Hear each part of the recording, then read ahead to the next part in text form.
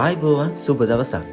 අද අපි කතා කරන්න යන්නේ කොළඹ හදවතේ තියෙන ශ්‍රී ලංකාවේ වාණිජ වටිනාකමින් ඉහළම අක්කර 5 ඉඩමක් ගැනයි.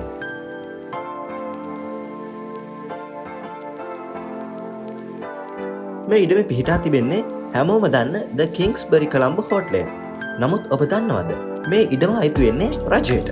ඇතැම් වාර්තා අනුව මෙම ඉඩමෙන් අවුරුද්දට ගෙවලා තියෙන්නේ රුපියල් මිලියන 2ක්. ඒ කියන්නේ අක්කරයකට මාසික රුපියල් 33000ක් විතර. මේක ඇත්තටම රටට පාඩුවක්ද? නැත්නම් පරණ ආණ්ඩුවල පරණ ගිවිසුම් නිසා ඇති වූ තත්ත්වයක්ද? කොහොම වුණත් මේ හෝටලේ හිමිකාරීත්වය සඳහන් වෙන්නේ අපි හැමෝම දන්න ව්‍යාපාරික ධම්මික පෙරේරාගේ නමින්.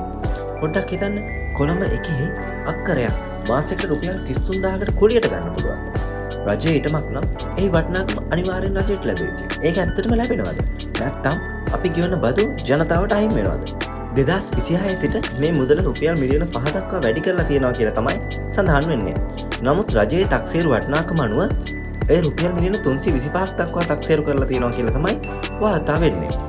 ඇත්තටම මේ බදු කිවිසුම සම්බන්ධයන් අතර ගැටුමක්ද? එහෙම නැත්නම් වෘත්තිමය නියෝජනයක්ද? ඔබේ අදහස ලයික් කරන්න. ඒ වගේම බලව සබ්ස්ක්‍රයිබ් කරලා තියන්න.